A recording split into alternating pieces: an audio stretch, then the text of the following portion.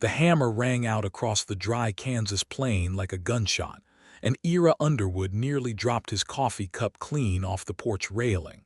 He stood there, jaw tight, knuckles white around the ceramic handle, watching the woman drive a new fence post into the sun-baked earth with a force that did not belong to someone of her frame.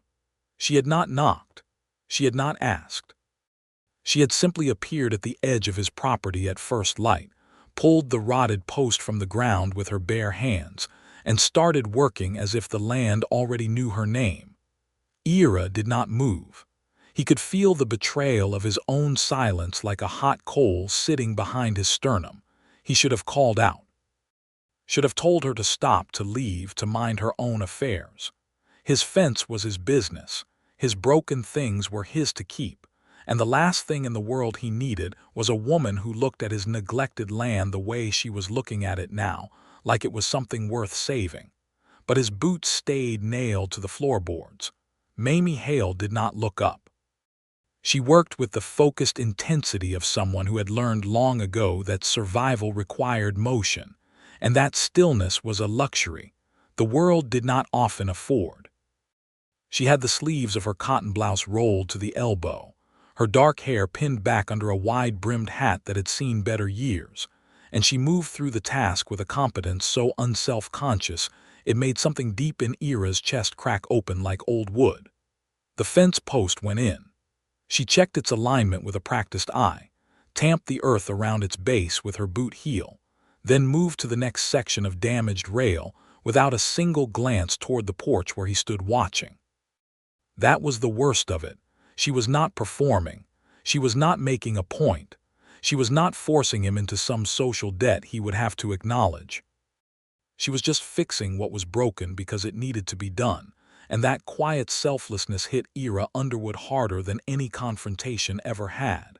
It hit him harder than the day he buried his wife, harder than the morning he realized the ranch was dying around him, harder than any of the dark secrets he had spent 3 years burying in the back fields of his own heart. He should have spoken. He should have stopped her. He should have done anything other than stand on that porch in absolute silence, watching Mamie Hale fix something he had been too broken to fix himself. But he did not speak. And by the time the morning sun had climbed a full hand's width above the horizon, every post in that section of fence stood straight and true, and Mamie Hale had gathered her tools, walked back to her own property without a word, and left Ira Underwood standing alone with a cold cup of coffee and a wound in his pride that he suspected was never going to heal clean. That was how it began. To understand how two people so guarded, so scarred, and so thoroughly committed to keeping the world at arm's length could end up standing in that field together, you would have to go back to the summer of 1882, when Mamie Hale arrived in Caldwell, Kansas, with a wagon, a trunk of practical tools, $42, and no husband. The lack of husband was the thing people noticed first. In a town like Caldwell, where the cattle drive still pushed thousands of longhorns through the main street, and where the saloon on Commerce Street ran 3 shifts of card games most nights, an unmarried woman arriving alone and purchasing property was not precisely common. It was not impossible. But it invited a certain kind of scrutiny that Mamie had long since learned to navigate the way you navigated a river crossing in spring flood carefully, without hesitation, and always with one eye on the far bank. She had come from Missouri, from a county outside of Springfield, where she had spent the last 4 years working her deceased father's farm after her mother passed from fever, and her younger brother Thomas had gone west to find his fortune, which he had not yet found and might never. She was 28 years old, sharp-minded, strong-shouldered, and possessed of a patience so deep and steady that it sometimes read to people who did not know her as coldness, as distance, as the kind of hidden motive that made men uncomfortable without their being able to name why. The truth was simpler and more painful than any dark secret. Mamie Hale had simply loved people too well and been left too often, and somewhere in the architecture of her grief, she had built a wall so clean and functional that even she sometimes forgot it was a wall, and not just the natural shape of who she was. She bought 12 acres on the southern edge of town from a widow named Mrs. Aldridge, who was returning to her daughter in Ohio. The land came with a small house that needed work, a barn in reasonable condition, and a well that ran clear. It also came with a shared property line on the eastern edge, where the neighboring ranch pushed up against her new acreage with a fence line that had seen better decades. The neighbor was a man named Ira Underwood. She did not meet him for the first 3 weeks. She heard about him, of course, the way you hear about anyone in a town where information travels faster than horses and with considerably less accuracy. He was 34, a cattle rancher of moderate success who had apparently been considerably more successful before his wife, Clara, died of a difficult childbirth 2 years prior. The baby, a boy, had not survived either. People spoke of it in that careful, sideways manner that small communities use when discussing tragedies they feel simultaneously compelled to reference and unable to address directly. What they said, when they said anything, was that Ira Underwood had gone quiet after.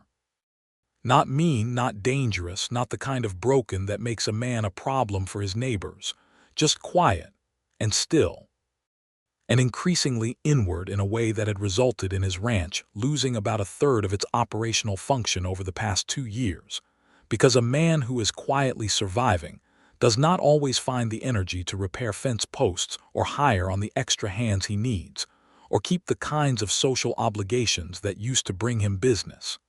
Mamie absorbed all of this information without comment and filed it in the part of her mind that was purely practical.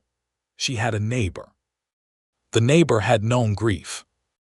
This was relevant to their future interactions and nothing more, she told herself, and she believed herself completely, which was impressive given how thoroughly that belief was about to be dismantled. She saw him first from a distance on a Tuesday in late August. She was mending the sagging section of her side of the shared fence line, and he was moving cattle through the far pasture on horseback, a solitary figure in the sharp morning light. He moved well on a horse. She noticed that the way you notice the structural soundness of a building, not with admiration exactly, but with the acknowledgement that something was built right. She went back to her mending and did not think about it again. Or she told herself she did not think about it again. The next time she saw him was at Buchanan's General Store on a Friday afternoon. She was buying nails, dried beans, and a new axe handle. He was buying coffee, canned peaches, and very clearly trying to complete his transaction and exit the store without engaging with the 3 other people present who all wanted to talk to him about various things. Mamie watched him deflect old Mr. Patterson's questions about the fall cattle market with a polite economy of words that she recognized immediately, because she used the same defense herself. She watched him nod at Lucy Holcomb's extended commentary about the church social with the careful blankness of a man who has learned to be present without being available. She watched him pay for his goods and head for the door with the purposeful stride of someone who has established escape as a survival strategy. And then he stopped. He stopped because they reached the door at the same moment, and social mechanics being what they were, he held it open, and their eyes met for the first time, and something happened that Ira Underwood would later describe, privately and only to himself in the most grudging internal monologue, as being approximately like standing too close to a lightning strike. Her eyes were dark brown, almost black in the interior light of the store, and they looked at him with a directness so uncomplicated, so devoid of the pity or the excessive social warmth or the various performances he had grown to dread, that he felt, briefly and disorienting, like a person and not a community project. "Thank you," she said, meaning the door. "You must be the Aldridge property," he said, meaning she must be the new owner. It was perhaps the most graceless sentence he had constructed in recent memory, and he knew it even as it left his mouth. But Mamie Hale, to his surprise, almost smiled. It did not quite reach a full smile. It stopped somewhere in the territory between amusement and recognition, like she had seen someone make a familiar mistake and found it unexpectedly charming. "Mamie Hale," she said. "Ira Underwood." They stood there for a moment with the Kansas heat pressing in through the open door and the sounds of Commerce Street filling the silence between them. Then she walked out. He let the door close, and they went their separate ways, and Ira Underwood stood in the dust of the main street for a full 10 seconds before he remembered. He had a horse tied at the post and somewhere to be. The fence post incident happened 6 days later. He had known the section needed attention for the better part of a year. 3 posts in the eastern run had rotted through at the ground line, the result of standing water from the previous wet spring that had never been properly addressed. The fence listed and sagged, and 2 of his steers had gotten through into the narrow strip of pasture between his land and Mamie's new property more than once. He had mentally added it to the list of things he would deal with when he had the energy, the list that had been growing for 2 years and shrinking for none of them. He woke at dawn on that Saturday to the sound of a hammer. His first thought, still half submerged in sleep, was that something had come loose on the barn. He pulled on his trousers and boots, went to the porch for his coffee, and found her there. Mamie Hale, on his side of the shared line, driving a new fence post into the earth with a sledgehammer she had apparently brought from her own barn. He watched her for 20 minutes without saying a word. He told himself repeatedly that he was about to speak. He rehearsed opening lines in his head. He considered irritation as a response, and then found he could not sustain it because her work was too obviously competent and her intentions too obviously decent. He considered gratitude, and then found he could not articulate it because the fence being broken was his failure and her fixing it was a reminder of that failure, and the whole tangle of it sat in his chest too tightly to be spoken. So he watched, and she worked. And when it was done, she left without looking at him, and he stood on the porch with his cold coffee, and something had shifted in the architecture of his interior life that he did not have vocabulary for yet. He thought about it all day. He thought about it while he was checking the water levels in the stock tanks, and while he was hauling feed, and while he was eating a solitary supper of canned beans and cornbread at a table that used to seat 2 people. He thought about how she had not asked. He thought about how she had not stayed. He thought about the specificity of her competence, the way a woman who fixes a fence post does not fix it tentatively. She commits to the work, she drives it deep, she checks the line. He thought about how he had not thanked her. He thought about that last one quite a lot. The next morning, Sunday, he saddled his horse before breakfast, rode around to her property line, and knocked on her door. She answered in a work dress and apron, a coffee cup in her hand, looking like she had already been up for an hour and had opinions about how the morning was going. "The fence," he said, which was not a sentence. "The fence needed fixing," she said, which was also not quite a sentence but contained a complete argument. "It was my fence to fix." It was. He stood there. She looked at him. The morning light was clean and gold, and it caught the edge of her cheekbone in a way that he noticed without wanting to, and the noticing made him irritable in a direction he could not logically justify. "Why did you fix it?" he said. She took a sip of her coffee and appeared to give this genuine consideration, which was not what he had expected.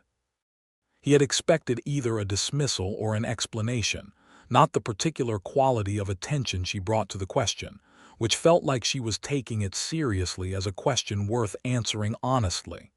"Your steers were getting through onto my side," she said finally. "I needed the fence fixed. You did not appear to have the time." "I had the posts." It was such a thoroughly practical answer that it dismantled every emotional scaffolding he had constructed around his pride on the subject. "I have the time," he said. "All right," she said. Another silence. "The coffee is hot," she said, which was not quite an invitation and not quite not one.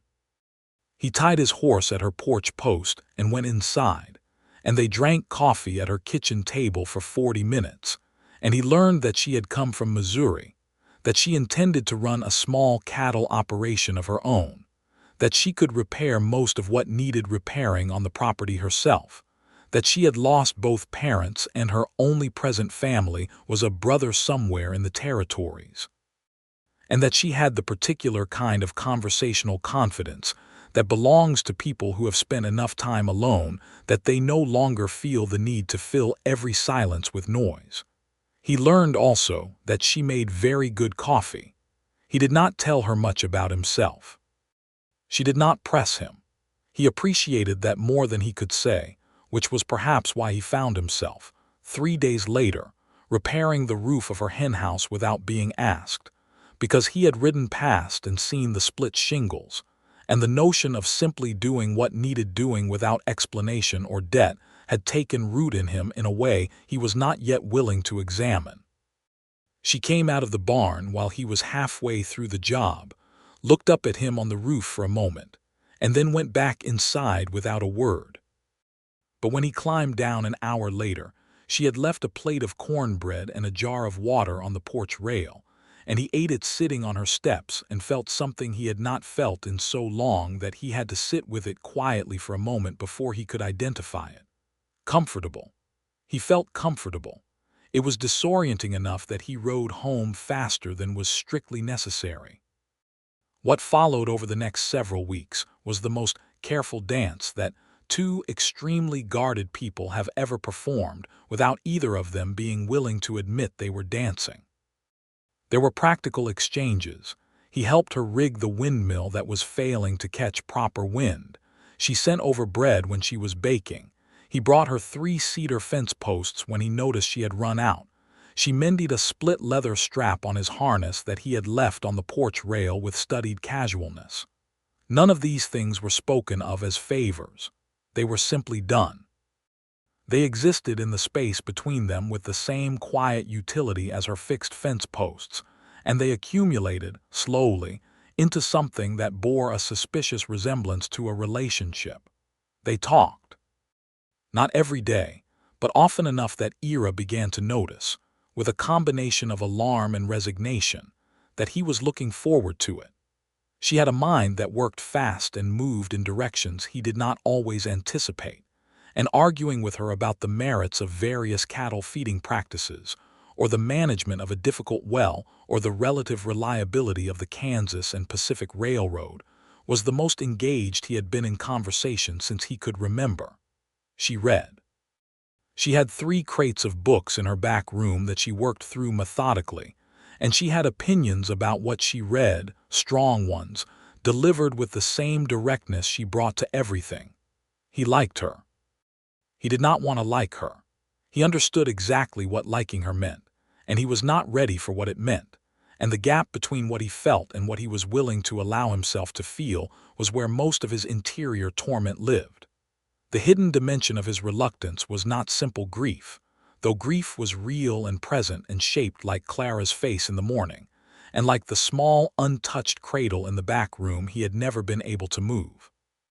The darker, more tangled part of it was what Clara's death had revealed about him, the thing he had never told anyone, the secret that was too small in objective terms to justify the size of the shame it carried, but that had been sitting in his chest for 2 years like a splinter he could not locate. He and Clara had not been happy. Not unhappy either, not cruelly or dramatically. They had been fond of each other in the way that people who have made a practical arrangement in good faith can be fond, and he had been faithful, and he had worked hard, and he had tried. But in the last year of her life, he had known, in the quiet hours, that there was something missing between them. Something neither of them had the language for or the courage to examine. And when she died, the grief had mixed with the guilt of that knowledge in a way that had been genuinely dark, the kind of dark that makes a man doubt whether he deserves to feel anything good again. That was the real fence, the one he was watching from the porch. He had not told anyone this.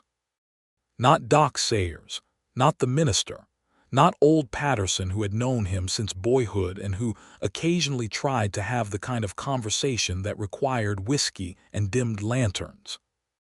He had told nobody, and he had carried it alone, and it had been, frankly, a terrible strategy that had resulted in 2 years of progressive isolation, and a ranch slowly declining around him while he managed to survive but not quite to live.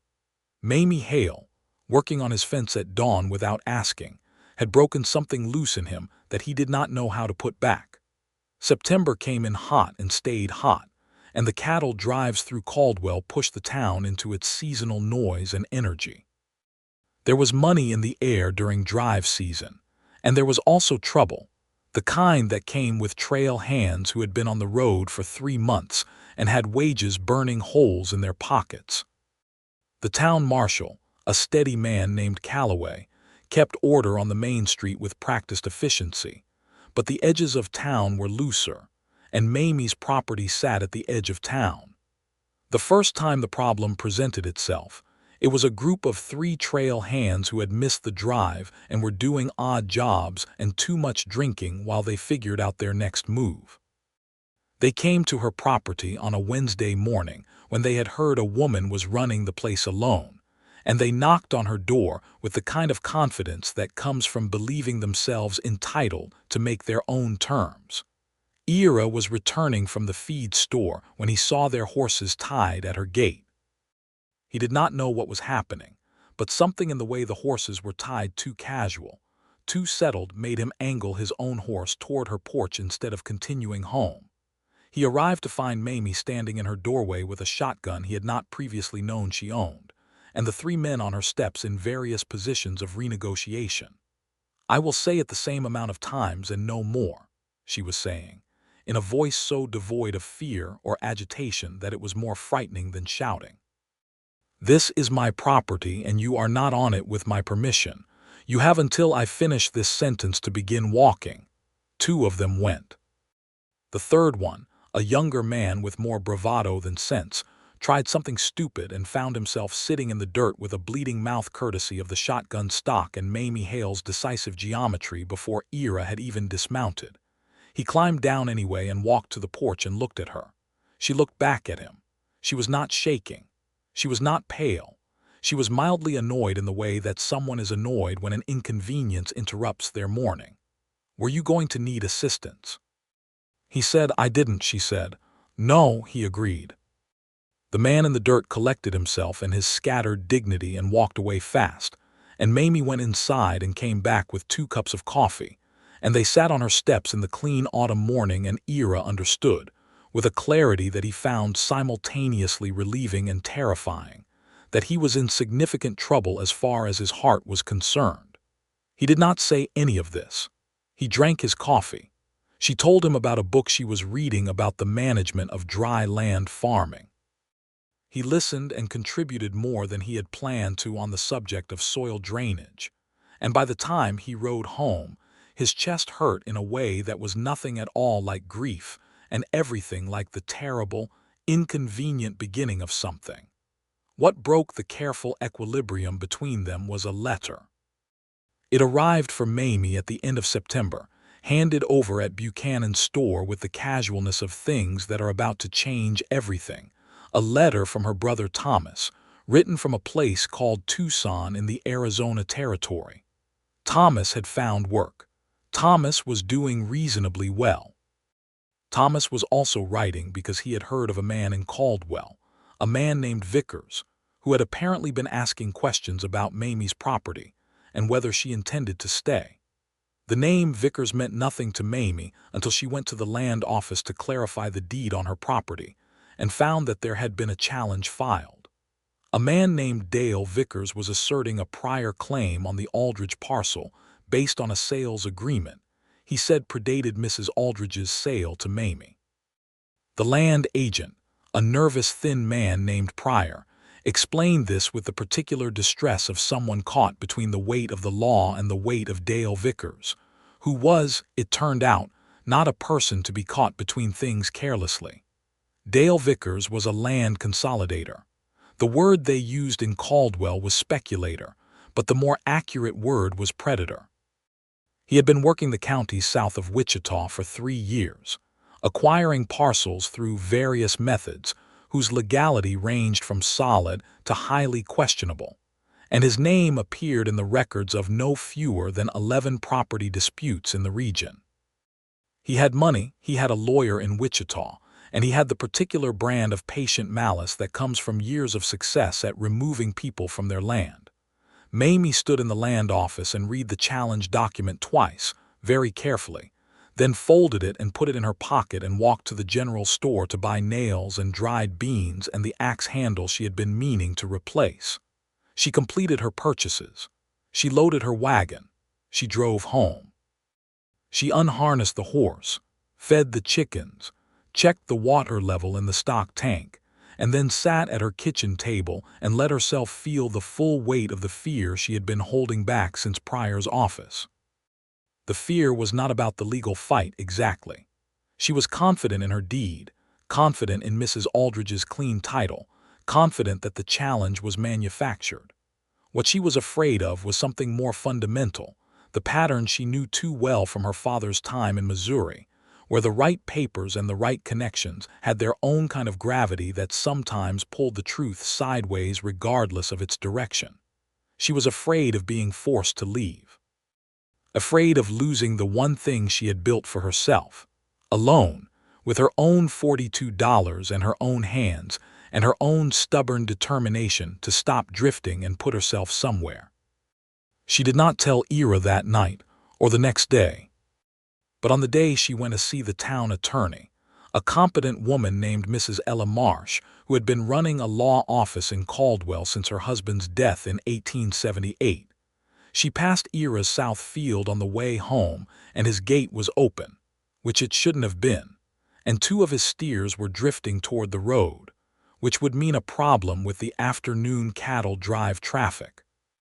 And she stopped and quietly herded them back and latched the gate and told herself she was not going to say anything about Vickers because it was not his problem to carry. He came around the corner of the barn at a jog, clearly having just noticed the open gate and found her latching it. He stopped. He read her face in the way he had developed over weeks of careful attention, the way you learn to read weather when your livelihood depends on it. "What happened?" he said. "Your gate was open," she said. "Mamie." The way he said her name was different from the way he usually said it. It had a weight to it. It had a specific quality of attention that she recognized as concern, and something about being looked at with that particular quality of concern. After the morning, she had made her throat tighten in a way she found embarrassing. She told him about Vickers. She told him standing by his gate, matter-of-factly, watching his face as he took it in. She told him about the challenge, about Pryor's office, about Mrs. Marsh's assessment that the challenge was likely fraudulent, but that Vickers had a pattern of winning fraudulent claims through attrition, through legal costs, through delays, through making it expensive and exhausting enough that people gave up and sold rather than fight. He listened without interrupting, which she had learned was his habit and which she had come to appreciate deeply. When she finished, his jaw was tight and his eyes were doing the thing they did when he was thinking hard, moving through calculations she could not see but had learned to recognize.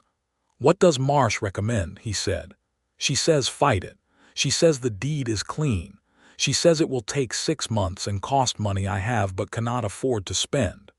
"What do you want to do?" The question stopped her.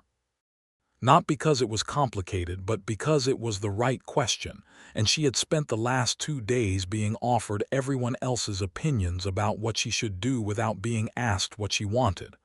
"I want to stay," she said. "I want to keep the land." "Then you keep it," he said. Simple as that, simple as fence posts. "Ira, Vickers has done this before," he said. "He tried it on the Beaumont property 2 years back, eastern side of the county, lost in court. Marsh is good, you fight it, you win. You know about Vickers." "I know enough. He came to me last year about the Northern 40. Something crossed his face, a brief dark expression. I was in no condition to fight anyone at the time. I sold him a parcel I should not have sold." She looked at him.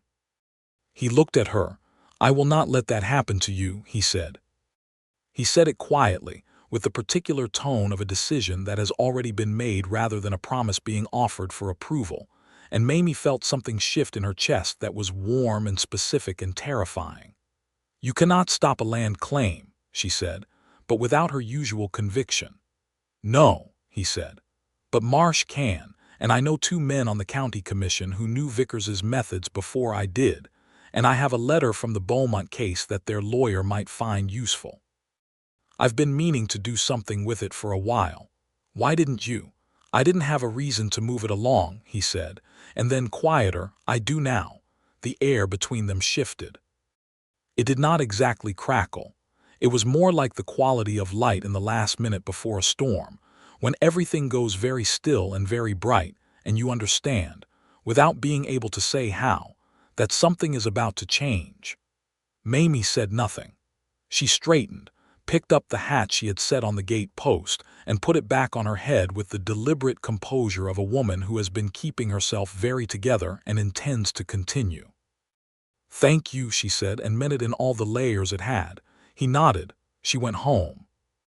He went back into his barn and stood there for 5 minutes doing nothing at all, which was not his habit, and then went to find the letter from the Beaumont case. October moved through Caldwell with cooler air and the last of the drive season traffic. The Vickers challenge proceeded through its legal stages, with Ella Marsh managing it efficiently, supplemented by the Beaumont documentation that Ira had personally delivered to Wichita in the 3rd week of the month.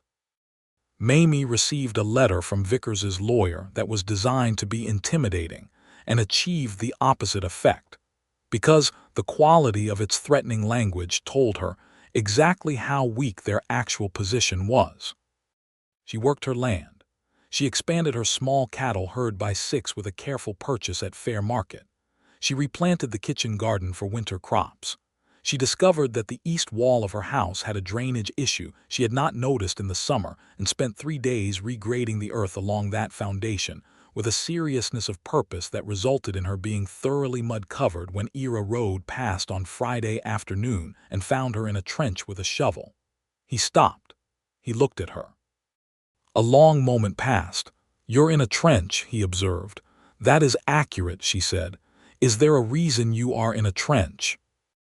"There is always a reason I am in a trench," she said, and she was trying not to smile, and he was trying not to smile, and it was the first time either of them had been on the edge of actual laughter together, and it changed something between them again, lighter this time, less weighted, like a window being opened in a room that has been shut too long.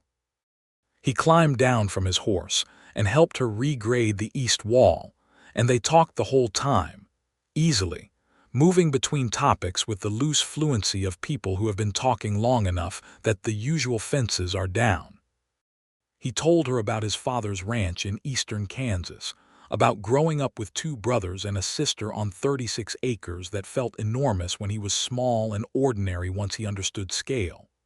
She told him about her mother's kitchen in Missouri, the smell of it, the sound of it, the way it had been the center of everything, and how nothing had felt like a center since it was gone. He did not talk about Clara. She did not ask.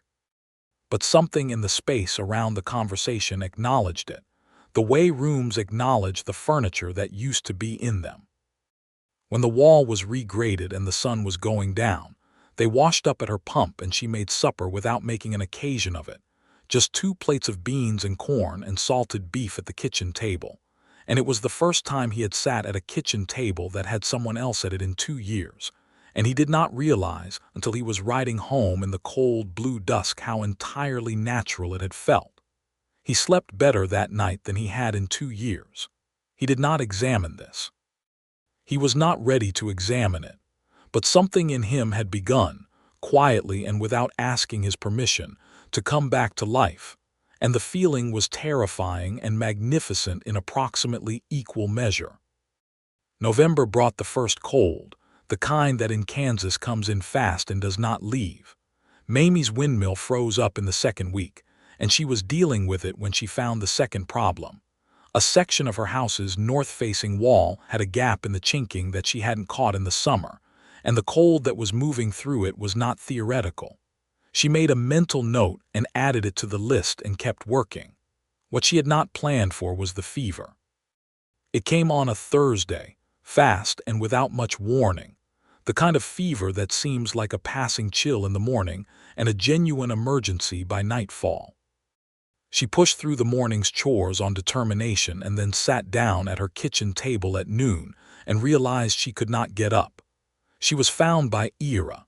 He had ridden over for no particular reason beyond the one he was not naming, And when she didn't answer her door and her horse was in the corral, he went inside and found her at the table with her head on her arms, shaking. He did not panic. He was the kind of man who became very calm in situations that called for panic, which had occasionally been inconvenient in ordinary life, but was exactly what the moment required. He got her to bed. He stoked the fire to a serious temperature. He rode to town for Doc Sayers at a pace that was probably alarming to anyone who saw him on the road, and he came back with the doctor and the medication and the instruction to keep her warm and ensure she drank water. He stayed. He did not go home that night. He sat in her kitchen and fed the fire and checked on her, and made the kind of practical decisions about her property that needed making, feeding the animals and pulling in the water barrel before it froze, and keeping the house at the temperature Doc Sayers had specified. He fell asleep in the kitchen chair at some point before dawn and woke stiff and cold when the fire had died down, and rebuilt it before the house could cool. She was better on Saturday. The fever broke Friday night, leaving her weak and clear-eyed and entirely aware that she had been watched over. She lay in bed on Saturday morning and listened to the sounds of her kitchen, the fire, the specific movement of a person who knows where things are in a room, and she understood that he had stayed, and something in her chest opened so completely and so painfully that she had to press her hand flat against her sternum to contain it. He knocked on the bedroom door at 9. "You're awake," he said. "I'm awake," she confirmed. He brought her water and told her Doc Sayers was coming back in the afternoon. He reported on the state of her animals with the thoroughness of someone who had paid careful attention. He told her the windmill was still frozen, and he had a solution for it that they could implement when she was better. He did all of this standing in her bedroom doorway with his hat in his hands, not looking directly at her in the way he didn't look at things he was feeling strongly about. "Ira," she said. He looked at her. "Thank you," she said, "for staying." The silence that followed was the most loaded silence they had yet shared, and they had shared a significant number of loaded silences. It contained everything that hadn't been said, every careful distance maintained, every practical exchange that had stood in for a conversation neither of them had been able to begin. "I didn't want to go," he said. He said it to the floor slightly, and then he said it again to her face, which cost him more and meant more for costing more. She looked at him for a long moment in the clear morning light, and what she saw in his face was not the performance of care but the real thing, the kind that is heavy and specific and not offered lightly by men who have learned to hold everything very close. "I'm glad you stayed," she said. He nodded.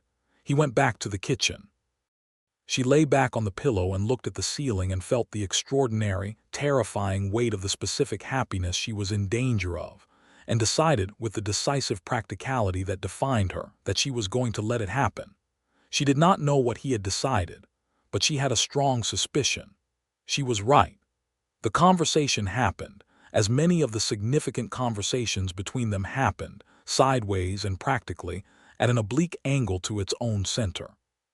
It was 3 days after the fever, on a cold, bright Tuesday, and he had come to help fix the windmill. They were on the windmill tower in the sharp cold, and the work required the kind of focused communication that is oddly intimate because there is no room for anything other than the task and the person helping you with it. They fixed the windmill. They climbed down. They stood in the cold yard brushing ice and grime from their hands, and Ira said without preamble, without any of the slow approach he had been using for weeks, "I would like to spend more time with you, not as a neighbor." Mamie looked at her hands and then at him. "Not as a neighbor," she repeated. "I am aware that I am not, that I have not been." He stopped. She waited. "I have been in a dark place for a long time," he said, "and I am not entirely clear of it. I want you to know that." "I know that," she said. "I do not want to bring it to you as a problem to solve." "I'm not looking for a problem to solve," she said. "I'm looking for someone to stand next to." He looked at her with an expression she had not seen on him before, something open and unguarded that made him look, briefly, younger than his years. "That is exactly what I mean," he said. "Good," she said. "Then we understand each other." They did not immediately kiss. That was not what the moment called for. What the moment called for was a handshake, which is what they did, both of them slightly laughing at the improbable practicality of it, and it was more intimate than most embraces because it was entirely them, entirely honest, entirely without performance. December brought the vicar's resolution, which came not with a courtroom drama but with the quiet deflation of a strategy that had run out of legal road. Mrs. Marsh notified Mamie on a Thursday morning that Vickers's claim had been dismissed by the county judge, with a note in the ruling that referenced the Beaumont documentation and indicated that any further challenges of this nature from this party would be received with significant skepticism. Vickers, Ella Marsh said cheerfully, had filed no fewer than 3 such claims in the county in the past 4 years, and this was the second public loss. He would move on. He had already moved on, in all likelihood. Mamie read the dismissal notice at her kitchen table and let out a breath she felt like she had been holding since September. Then she put on her coat and walked across to Ira's property and knocked on his door. When he opened it, she held up the notice. He read it. He looked at her. And then he did something she had not seen him do since the day they met. A real, full smile, not the careful, partial expression she had catalogued in her memory, but the whole thing. And it was such an unexpectedly beautiful thing to see on his face that she reached up without any plan and put her hand against his jaw. He went very still. "Sorry," she said, which was automatic and untrue. "Don't be," he said, which settled the matter. He kissed her for the first time standing in his doorway with the cold December air coming in around them, and it was careful at first, the way both of them did most things, and then not careful at all, and when they separated he pressed his forehead against hers and she could feel his heart going as fast as her own. "Mamie," he said. "I know," she said. Christmas in Caldwell in 1882 was cold and loud and smelled of wood smoke and pine pitch, and Ira and Mamie spent it together. This required no announcement, no community fanfare. In the way of small western towns, people noticed and were pleased or were not, and in either case kept the observation to themselves for the most part, because Ira Underwood had been a concern to those who knew him for long enough that his visible improvement in condition was a general relief. He told her about Clara at Christmas. Not all of it, not the dark interior guilt, but the part about the marriage being incomplete, about the grief being complicated. They were sitting by her fire on Christmas Eve, and the room was warm, and the conversation had gone to the places it goes when people are finally safe enough to say the true things, and he talked with the careful slowness of someone dismantling something he had packed tightly and is unsure what to do with the pieces. She listened with the quality of attention that had always unsettled him because of its completeness, the feeling of being genuinely heard rather than received. When he finished, there was silence. "You have been blaming yourself for not being in love with her properly," she said. Not a question, a summary. He looked at the fire. "Yes." "She was not in love with you properly either," she said. "You know that." "It doesn't matter. It matters because you have been carrying the whole weight of it alone," she said. "A marriage that was incomplete for 2 people has been stored in you as a failing that belongs only to you, and that is not accurate and it is not fair, and you have been treating it as a sentence." He was quiet for a long time. "She was a good person," he said finally. "I believe that," she said, "and so are you. And neither of you failing to be exactly the right fit for each other does not mean either of you were wrong or broken. Sometimes people make choices in good faith that do not become what they hoped." He looked at her then, and she saw the thing behind his eyes shift, the way a wound shifts when it has been correctly addressed for the first time. Not healed, not gone, but no longer infected. "How are you so sensible about everything?" he said. "I'm not," she said. "I am sensible about other people's things. My own things I manage very badly." "Like what?" "Like letting anyone in," she said. Direct as always, and it cost her, and he saw it cost her, and he reached over and took her hand and held it in both of his carefully, the way you hold something precious that is also real. "I'm in," he said. "You are," she confirmed. "That is the problem." "Is it a problem?" "It used to feel like one," she said. "It doesn't anymore." The new year came into Kansas on a screaming wind and a foot of snow, and Mamie and Ira's relationship came into its own on similar terms, loudly, unavoidably, with all pretense of casual distance stripped away by circumstance. He helped her weather the January freeze. She kept him company through the particular anniversaries that January held for him. They argued twice about practical matters, and both times the argument was fast and productive, and ended without damage, which surprised both of them and told them something significant about their compatibility. He began to stay for supper more often than not. She began to find small signs of his presence in her morning's wood on the porch, water hauled, the gate that kept drifting open held by a new latch he had installed without comment. She began to grow herbs in the window box of his kitchen, which was an act of such blatant domesticity that they both acknowledged it only implicitly and then refused to undo it. In February he proposed. He did it without preparation, which was very like him, standing in her kitchen after supper with the dishes still on the table. He said, "I want to marry you, not because it's practical, though it is. Because you are the person I want to be standing next to for the rest of my time, and I do not want to waste more of that time being careful about it." She looked at him for a long moment. "That is the most honest thing anyone has said to me," she said. "Is the answer yes?" "The answer is yes," she said, and then smiled with the full smile she rarely gave, and he closed the distance between them in 2 steps and held her like she was the thing his hands had been looking for. They were married in March, at the small Methodist church on the east side of Caldwell, in a service that was plain and brief and witnessed by Ella Marsh, old Mr. Patterson, and Doc Sayers. Mamie wore a dress that was practical and blue and exactly like her. Ira wore his good suit and was cleaner than anyone had seen him in 3 years. He looked at her when she came up the aisle, and his expression was so unguarded and so entirely clear that Patterson, who was inclined to sentiment on the third pew, had to wipe his eyes and pretend it was the spring dust.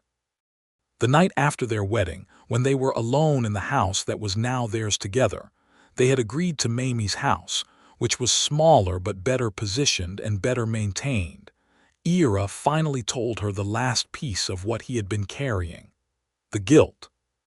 The specific, private knowledge that he had stood at Clara's graveside feeling grief, and also feeling the absence of a thing that should have been there and wasn't, and the shame of that absence, and the years he had spent believing that the shame proved something terrible about his character. Mamie listened to all of it. Then she lay her head on his chest and let him feel the steady weight of her there, the uncomplicated reality of a person who had heard the worst of him and chosen him anyway. "You are a good man, Ira Underwood," she said. "You made choices as best you could with what you knew.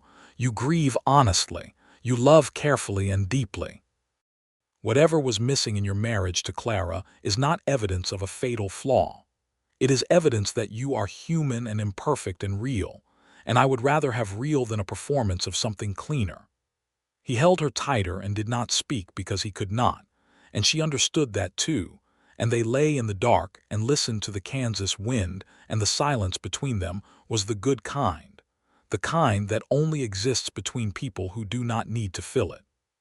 Spring came as it always does in Kansas, abruptly and with dramatic color, and with it came a series of changes that accumulated into a life that Ira had stopped believing was available to him. They combined the practical operations of their 2 properties into one managed effort, which doubled the efficiency of both and made the cattle operation genuinely viable in a way neither had been alone. Mamie's organizational intelligence and Ira's knowledge of the land and the regional markets turned out to complement each other with the specificity of puzzle pieces, which neither of them would have predicted, and both of them found satisfying in the way that only things that work exactly right can be satisfying. She reorganized his finances, not without his knowledge or participation, but with the systematic clarity that she brought to everything, and found 3 places where money had been leaking for years, and fixed them with the same decisive efficiency she brought to fence posts. He watched her work through the ledgers at his kitchen table and felt the extraordinary sensation of being known and competent and known in his incompetence without that combination being a source of shame. In April, Mamie's brother Thomas arrived. He appeared on their porch on a Wednesday afternoon with a trail-worn horse and a tired face, and the particular expression of a man who has been on the road long enough that arriving anywhere feels temporarily miraculous. He was 25, lean, with Mamie's dark eyes and considerably less of her composure, and he stood in the yard looking at the house and the land and his sister and the man standing beside his sister, and tried to take it all in. The meeting between Thomas Hale and Ira Underwood lasted about 15 minutes of mutual assessment, and 100% of that assessment went well. Thomas was the kind of person who was honest and direct and not too complicated, and Ira appreciated all of those things.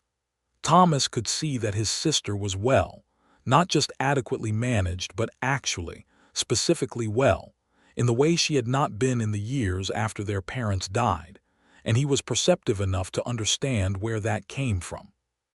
They offered Thomas work on the ranch, which he accepted without much negotiation, and he stayed in the small room off the barn that Ira had been using for storage and converted into a decent bunkroom over the course of a weekend. Having Thomas there changed the texture of daily life in ways that were unexpectedly good. There was more noise, more movement, more the sense of a household rather than two people building something quietly alone. Ira found he liked it. He had not known he would like it. In May, Mamie told him she was pregnant. She told him at breakfast, with the same directness she used for all significant communications, which was, "I am expecting. I am approximately 3 months along. I have spoken with Doc Sayers and everything is in order." Ira put down his coffee cup. He looked at her for a long moment, and she looked back at him with the clear-eyed openness she reserved for moments when she was being vulnerable and trying not to show it. And he saw the thing behind her composure, the thinness of it, the way she was watching his face for what it would tell her. He stood up and came around the table and took her face in his hands and kissed her forehead, her cheek, the crown of her head, and then stood there holding her for a long time, not speaking, because anything he said would have been less than what he meant. She put her arms around him and let the composure down completely, just for a moment, her face against his chest, and when she straightened she was entirely herself again, but something in her eyes was bright and unguarded. "We're going to be all right," he said. "I know that," she said. "I've known that for a while." The pregnancy changed the pace of things without stopping them. Mamie was constitutionally resistant to slowing down and had to be negotiated with on the subject by Ira, who did not attempt to forbid or limit her autonomy, but who was quietly and persistently present at any task that was too strenuous, arriving at exactly the right moment with exactly the right tool or the right extra pair of hands. Thomas observed this dynamic with the expression of a man seeing something he had not expected to find in the world, which was his sister being loved the right way. He said this to Ira one afternoon in late June when they were working on the roof of the main barn, which had a soft section near the ridge that needed replacing before the summer storm season. "She didn't let anyone in for a long time," Thomas said, in the way of someone who has been carrying an observation and finally found the right moment for it. "I know," Ira said. "After our mother, then our father, she pulled herself in so tight I was afraid she'd disappear." He drove a nail home with 3 even strokes. "She's not tight like that anymore." Ira worked for a moment. "She's the least disappeared person I've ever known," he said. Thomas looked at him and then looked away. "Good," he said. "That's good."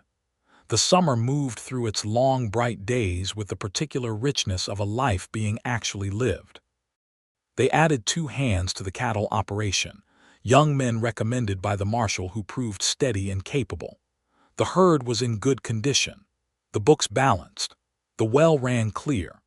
The kitchen garden was larger than it had been and produced abundantly, and Mamie preserved with the systematic thoroughness she brought to everything. the cellar shelves filling with ordered rows of glass jars that represented security and stability in their very materiality. There were evenings on the porch in the long summer dark when Caldwell sounds drifted out from town, and the stars were extraordinary overhead, and Ira and Mamie sat together in the warmth and talked about everything and nothing, and sometimes sat in the good silence and were entirely content within it. He had taken the cradle out of the back room in April. He had carried it to the barn first, thinking he might put it away, and then instead had sanded it down carefully, checked every joint, rubbed it with linseed oil until the wood was dark and smooth and beautiful, and brought it back inside. Mamie had found it in the bedroom corner one morning and stood looking at it for a long time. "This was Clara's," she said when he came in. "It was made for the baby we lost," he said. "I thought it should be used."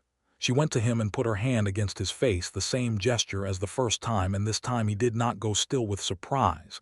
He turned his face into her palm. "It's a beautiful cradle," she said. "He'll be safe in it," said Ira. She said. "I think so," he said. "Do you mind?" "I don't think either of us gets to decide," she said, but she was smiling. He was right, as it turned out. The baby came in late September on a cool, clear night. A boy, born safely and loudly with Doc Sayers present, and Thomas in the barn trying to be useful by being elsewhere. Ira was exactly where he had promised to be, which was present, and the difference between this birth and the one 2 years prior was not only that mother and child survived, though that mattered with an intensity he had no language for. It was that he was present in a way he had not been before. Not merely physically, but entirely, every part of him there, and available for what the night required. When he held his son for the first time, the boy was red and furious and perfect, and Ira held him with a care so complete that it erased the negative space in his chest that had been there for 2 years, not fully, not all at once, but enough to breathe. They named him George Thomas Underwood. George for Ira's father, Thomas for the man currently pacing the barn and who, when he was finally allowed in and saw the baby and his sister and the expression on Ira's face, sat down heavily on the chair by the bed and pressed his hands over his mouth and said nothing for a full minute. "He's something," Thomas finally said. "He is," Mamie agreed, from the absolute authority of having done the central work. George Thomas Underwood was, from the first days, a loud and opinionated and thoroughly healthy baby, which was the best possible thing he could have been, and the house, which had been built slowly into warmth and life over the preceding year, became genuinely full. Ira, who had not known what kind of father he would be, discovered that he was the kind who carried his son through the early morning house to let Mamie sleep, and talked to him in low tones about the ranch and the cattle and the state of the fence line and the general project of the world, and that George listened with the focused attention of someone taking notes. He discovered that he was the kind who could be patient at 2 in the morning, who found the weight of the child on his shoulder genuinely comforting, who looked at his son's face in the lamplight and felt the extraordinary specific love that is like no other love and has no analog. He told Mamie this one evening when George was 3 months old and finally asleep after an evening of general advocacy. "I didn't know I had this in me," he said. She looked up from her mending. "I knew," she said. "How?" "You fix things," she said. "A man who fixes things isn't someone who abandons what he's made." He sat with that. "You fixed my fence," he said. "Someone had to," she said. "And I watched from the porch and didn't say anything. And then you came and apologized by fixing my henhouse roof," she said, "which is the most you kind of man." He laughed, a real one, which was something George had introduced to his face more frequently. "The most me kind of man." "There is nothing wrong with that kind of man," she said. "There is something very right about it." He moved to the sofa beside her, and she leaned against him, and he put his arm around her, and they sat in the warmth of the fire, and the sleeping sounds of their son, and the specific profound peace of people who have found the right place to be. The winter of 1883 was hard, as Kansas winters are, and the ranch required everything they had to keep the animals through it. But they came out of it in the spring with the herd intact and the operation stronger for having survived it. Thomas had proved himself genuinely valuable, not just as labor but as a thinking partner for the various problems that kept presenting themselves. And by the following spring, Ira had offered him a formal share in the operation, which Thomas accepted with a handshake and a brief unsteadiness of jaw that he controlled quickly, and that neither Ira nor Mamie commented on. In the spring of 1884, Mamie told Ira she was expecting again. He was not sitting this time. He picked her up. She made a sound of surprise and then laughter, real laughter, the full, open kind she gave almost exclusively to him and to George, and he set her down and kissed her and said, "Two Underwoods, the world is not prepared." "The world can manage," she said, composed again but bright-eyed. "You might want to prepare the cradle." The second baby came in November, a girl this time. They named her Ruth Edith, for Mamie's mother and for Ira's mother respectively. Ruth was from the first moment quieter and more observant than her brother, watching the world from her mother's arms with the focused dark eyes she had inherited precisely. And Mamie held her in the evenings, and sang to her in the low, clear voice that Ira had learned was available only in the late, quiet hours, and the house held them all in the lamplight like a thing that had been built right. George, who was 14 months old at Ruth's arrival, had opinions about her that evolved from initial concern to tolerant acceptance to enthusiastic advocacy over the course of several weeks, and by December had appointed himself her primary watcher during the daytime hours, which required supervision, but was genuinely sweet and pointed toward something good in his character. On a Sunday afternoon in February of 1885, 2.5 years after the morning Mamie Hale had appeared at his fence line with a sledgehammer and changed the direction of his life, Ira stood on the porch of their house in the cold, clear afternoon and watched her. She was in the yard, pulling the cover from the kitchen garden beds to check the early growth beneath, moving with the same focused competence that had stopped him in his tracks the first time, the same economic efficiency of motion, the same absolute absence of performance. George was beside her, 18 months old and walking with the unsteady confidence of the newly mobile, dressed in a small coat that Mamie had made from a piece of wool trade cloth, following her from bed to bed with the intense interest of someone learning the world. She crouched down to show him something in the soil, a seedling, the first green push of something through the winter ground, and George leaned in with his whole body, entirely absorbed, and Mamie's face as she looked at him had the unguarded quality it only had in these private moments, the openness she kept very close but that he had come to know as the truest version of her. She looked up and saw him on the porch. She did not speak. He did not speak. They looked at each other across the yard in the winter afternoon light, and what passed between them was not easily translatable into language.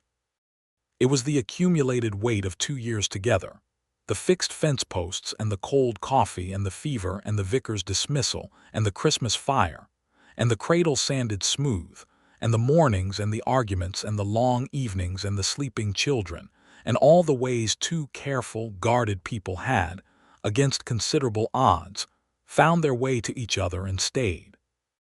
George looked up from the seedling to see what his mother was looking at, identified his father on the porch, and began navigating toward him with great purpose and the slightly alarming velocity of a toddler who has committed to a direction. Ira stepped off the porch and walked toward them. And that meeting in the middle of the winter yard, the three of them converging on a Sunday afternoon in the February cold, with the fourth one warm inside, and the land theirs, and the life genuinely and fully theirs, was as good an answer as any to the question of what two people can build when they stop watching each other from the porch and start crossing the distance. There had been a morning when he stood in silence and watched her work and did not speak, and the silence had been its own kind of cowardice, a man too carefully held together to risk the cracks. But what she had done that morning with her posts and her sledgehammer and her complete absence of demand was show him something he had not had words for yet. That care does not always ask permission, That sometimes love announces itself not with declarations but with work, with showing up, with fixing what is broken because it needs to be done and because you cannot help yourself. He had learned from her. She had learned from him, in turn, that it was possible to put down the weight she had been carrying alone for so long and find that the ground did not give way, that the right person does not leave when you allow yourself to be carried occasionally. 3 months later, on a morning in May, they were both in the south field moving a section of fence to accommodate the expanded pasture they were adding to the operation. It was early, the sun barely up, and the work was the familiar good kind of hard. He was driving the post. She was holding it in position. They had done this hundreds of times in various configurations, and it was easy between them. The communication reduced to small gestures and brief words, the shorthand of people who have worked alongside each other long enough that the collaboration is instinctive. She adjusted the post a fraction to the left. He drove it home. She checked the line and nodded. He said, "Do you remember the first time? The fence," she said.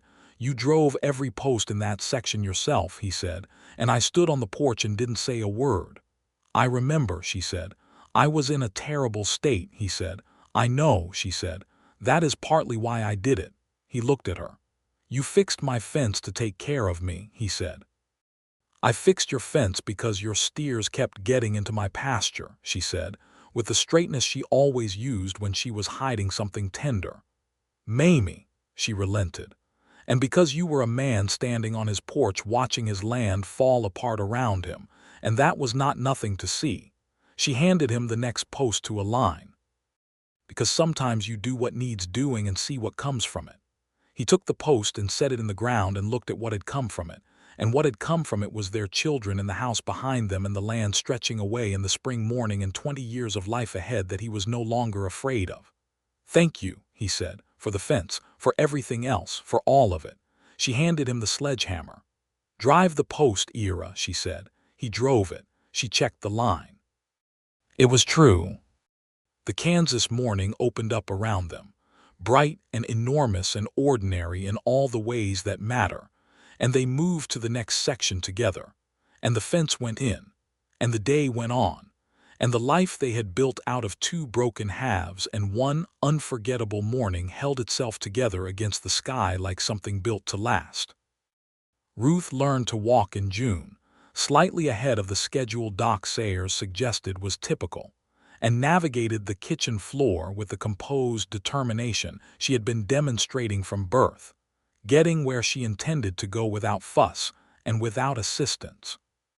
George watched her first unassisted crossing of the kitchen with an expression that managed to be simultaneously protective and competitive, and then immediately demonstrated 3 things he could do that she could not, which was so entirely himself that Mamie and Ira both turned away to hide their laughter.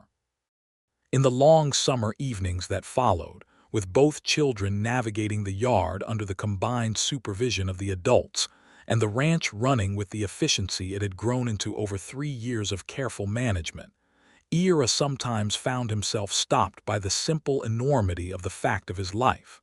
Not often. He was not a man who stood still much anymore. But occasionally, coming in from the field at the end of the day, or lying awake in the last minute before sleep with Mamie's warmth at his side and the sounds of the house settling around him, he would feel it fully. He had been on a porch once, watching the world without participating in it, holding himself at the distance that seemed safer than the alternative. A woman had come to his fence line with a sledgehammer and done what needed doing and not asked for anything in return, and the force of that simple, unrequested care had, against all his defenses, brought him home. He loved her with the entirety of what he had. He was not always eloquent about it.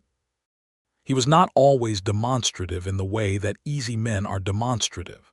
But he showed it in the way she had first shown it to him, in the work, in the presence, in the showing up at the right moment with the right thing, in the steadiness of a man who has decided where he stands and planted himself there as firmly as a fence post driven deep in good Kansas soil.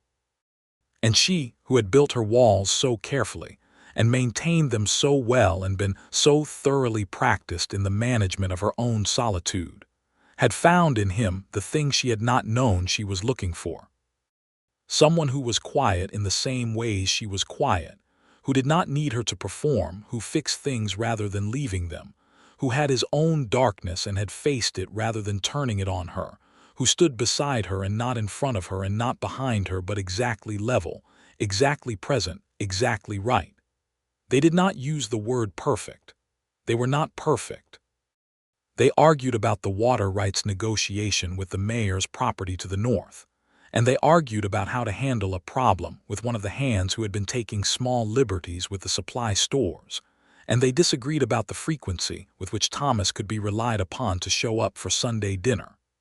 These were real disagreements between real people, and they had them fully, and resolved them with the honesty they had both learned was the only tool that actually worked. But in the largest and most important sense, they were right. Right in the way that is so rare and so worth every difficult and cautious and terrified step that led to it. Right in the way that you know from the quality of the silence and the specific weight of the hand you hold in the dark. George Underwood grew into a boy of 7 with his father's steadiness and his mother's directness, and an attachment to their cattle operation that suggested he had been born knowing what he wanted to do. Ruth Underwood grew into a girl of 5 with her mother's observational intelligence and her father's patience, and a talent for drawing that no one had anticipated, but everyone was delighted by. Thomas Hale remained. He had tried twice to imagine leaving, once in the spring of 1884 and once the following autumn, each time talking himself out of it by the time he finished the thought. He had what he needed here: family, work, land, purpose. The wandering that had sent him west had found its answer in the most unexpected location, which was the same 12 acres his sister had arrived on with $42 and a trunk of tools. Ella Marsh remained their attorney, occasionally and reliably, and Doc Sayers remained their doctor, more reliably than any of them hoped would be necessary. Old Patterson came to Sunday dinner twice a year and brought whiskey and stories, and the particular comfort of someone who had watched things begin and stayed to see how they turned out. And Caldwell itself moved through the last years of its cattle drive era with the momentum of a place that is already preparing to become its next version. The drive slowed after 1885 as the fences multiplied across the territory and the railroad routes shifted and the frontier closed up behind itself, as frontiers do. The town did not die. It changed. It settled. It became permanent in the way that temporary places sometimes do when enough people decide, quietly and without ceremony, that here is where they stay. Ira and Mamie were 2 of those people. They had decided on their location the way they decided on most things, not dramatically, not with ceremony, but with the quiet commitment of people who know what they have and choose it deliberately every morning. 30 years later, when the children were grown and the ranch had become the kind of established operation that anchors a county, there was still a section of the east fence line that Mamie had built with her own hands on that August morning. The posts she had driven stood true and straight, the wood dark with years, the wire tightened and retightened as needed over the decades. It was not the original wire, but the posts were hers, driven deep, aligned precisely, built to last. Ira never replaced them.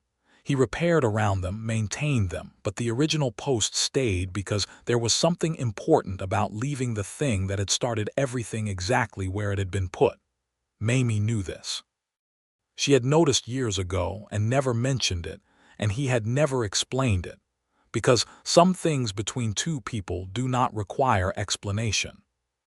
Some things simply exist in the space where words would be insufficient, where the best available language is the one they had always used with each other first. The language of work, of presence, of doing what needs doing because you cannot help yourself, because the land is right there and the posts need driving and there is someone worth building for. She fixed his fence without being asked, and he watched from the porch in silence, and from that silence they had made together a life. That was the whole of it. That was everything.